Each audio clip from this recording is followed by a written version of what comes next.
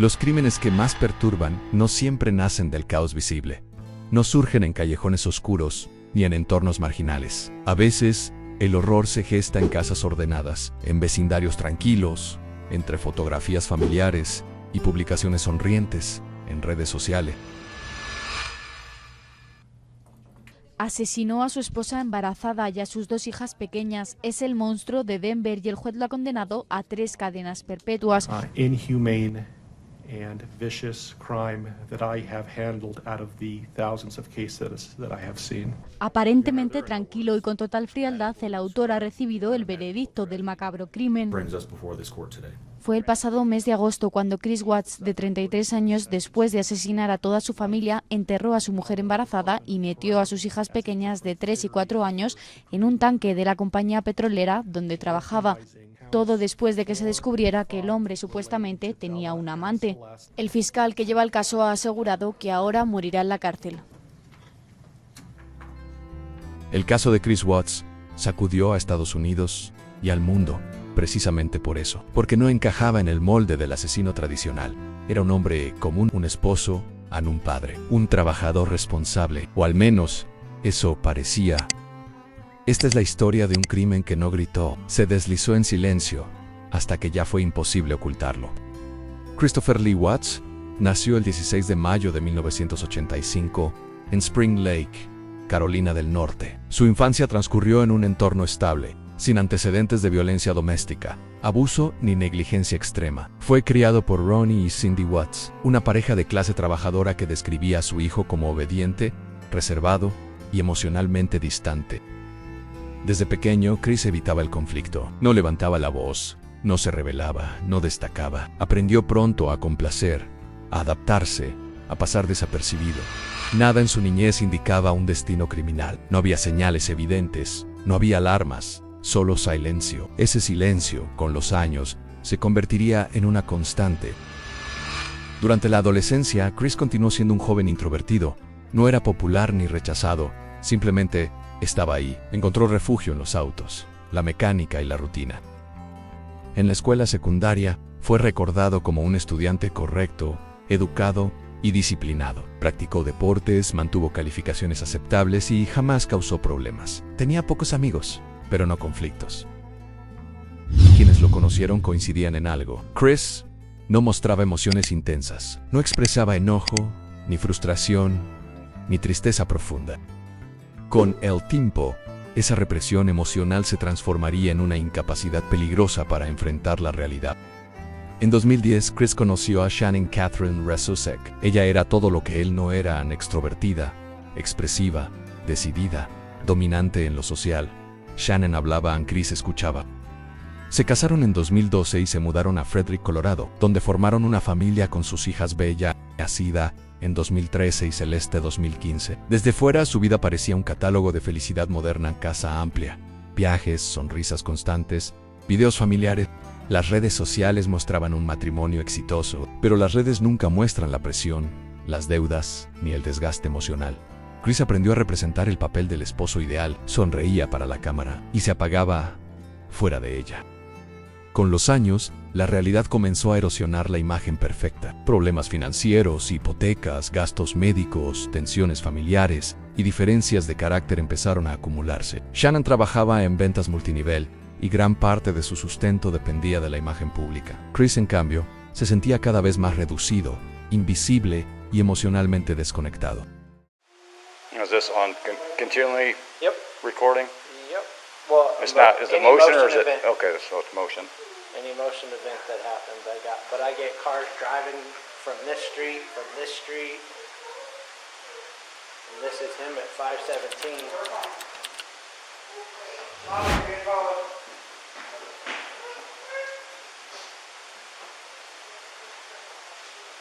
We usually park out there on the side. I just want to get everything back in. Be easier, so lugging everything out there, all the tools that I had to bring in. En 2018, algo cambió. Chris comenzó a obsesionarse con el ejercicio físico. Perdió peso, transformó su cuerpo y por primera vez recibió atención externa. Poco después inició una relación extramatrimonial con Nicole Kessinger, compañera de trabajo. Por primera vez, Chris imaginó una vida distinta, y esa fantasía chocaba directamente con la familia que había construido. En agosto de 2018, Shannon estaba embarazada de 15 semanas. El futuro que se avecinaba no encajaba con la vida que Chris deseaba. La madrugada del 13 de agosto de 2018, Shannon regresó a casa tras un viaje de trabajo. Horas después, la familia dejó de existir. Los detalles exactos de la discusión previa nunca fueron plenamente esclarecidos. Lo que sí se sabe es que Chris estranguló a Shannon en su cama. Ella no volvió a levantarse. Luego colocó su cuerpo en la camioneta de trabajo. Sus hijas, Bella y Celeste, aún vivas, subieron al vehículo. Durante el trayecto hacia un sitio petrolero propiedad de su empresa, las niñas permanecieron conscientes. Ese dato, confirmado en la investigación posterior, convirtió el crimen en algo aún más devastador.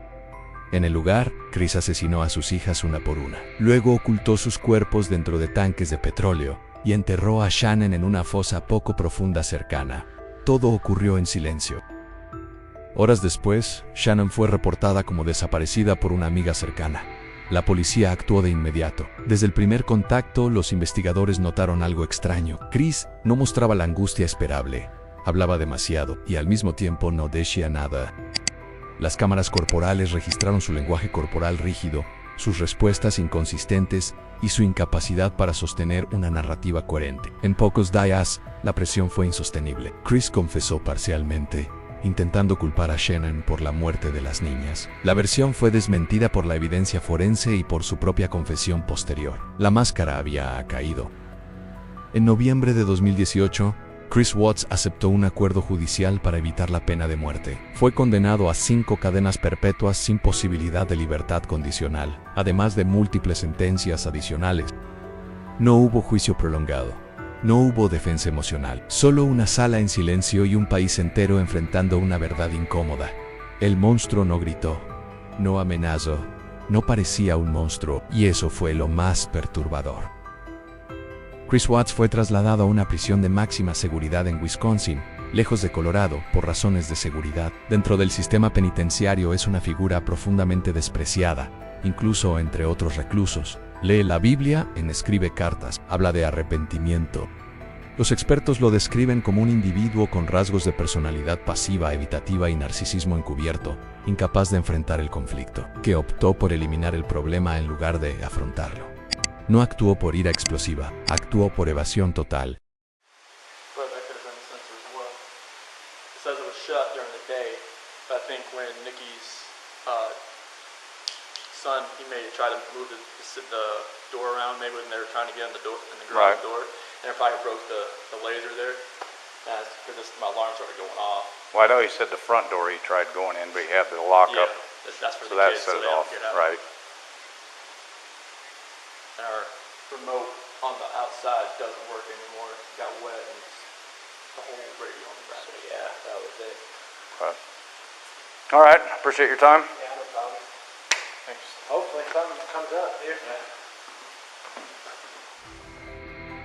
Tras la sentencia, el caso de Chris Watts no se cerró emocionalmente. Al contrario, comenzó una segunda etapa igual de perturbadora. En 2019 se hicieron públicas grabaciones y entrevistas realizadas por investigadores federales dentro de la prisión. En ellas, Watts ofreció una versión más detallada de los asesinatos, reconociendo que había planeado el crimen con antelación. Admitió que días antes ya sabía que iba a matar a su familia. Estas revelaciones destruyeron cualquier intento previo de presentarse como un hombre que perdió el control. No fue un arrebato, fue una decisión. El impacto fue devastador para los familiares de Shannon, especialmente para sus padres, Frank y Sandy Erzuchek, quienes revivieron el horror al conocer que el asesinato había sido premeditado, mientras su hija confiaba en que aún podía salvar su matrimonio. Para la opinión pública, quedó claro que Chris Watts no solo había mentido a la policía, sino al mundo entero, incluso después de ser condenado. Con el tiempo, el foco comenzó a desplazarse del asesino hacia quienes realmente importaban: Shannon, Bella, Celeste y Nico. Shannon fue recordada por quienes la conocían como una mujer fuerte, protectora y profundamente comprometida con sus hijas.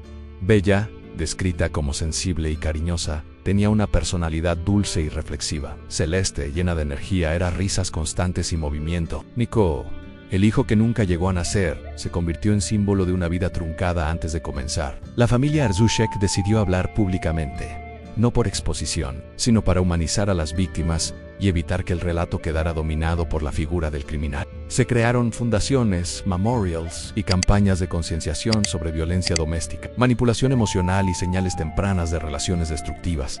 El mensaje era claro: estas vidas no debían ser reducidas a un caso. El caso de Chris Watts dejó una huella profunda en la criminología moderna y en la percepción pública del crimen familiar. Demostró que no todos los asesinos encajan en perfiles evidentes, que la ausencia de violencia previa no equivale a seguridad, y que la represión emocional prolongada puede convertirse en algo letal. Chris Watts no fue un hombre dominado por la ira visible. Fue dominado por la evasión, por la incapacidad de afrontar responsabilidades, conflictos y consecuencias. Hoy, su nombre permanece asociado a uno de los crímenes familiares más impactantes del siglo XXI, no como advertencia sobre la maldad evidente, sino sobre la normalidad engañosa. Porque el verdadero terror de esta historia no está solo en cómo murieron, está en cómo vivían, confiando en alguien que, en silencio, ya había decidido destruirlo todo. La casa de los Watts ya no alberga risas ni celebraciones, no hay cumpleaños, no hay fotografías nuevas, solo queda el eco de una vida que parecía perfecta y terminó en silencio. El caso de Chris Watts no es solo una historia de crimen, es una advertencia, un recordatorio de que el mal no siempre se anuncia con violencia visible. A veces se oculta en la rutina, en la pasividad, en alguien que nunca levanta la voz, hasta que ya es demasiado tarde. Suscríbete y dale like para no perderte más historias basadas en hechos reales. Nos vemos en el próximo video.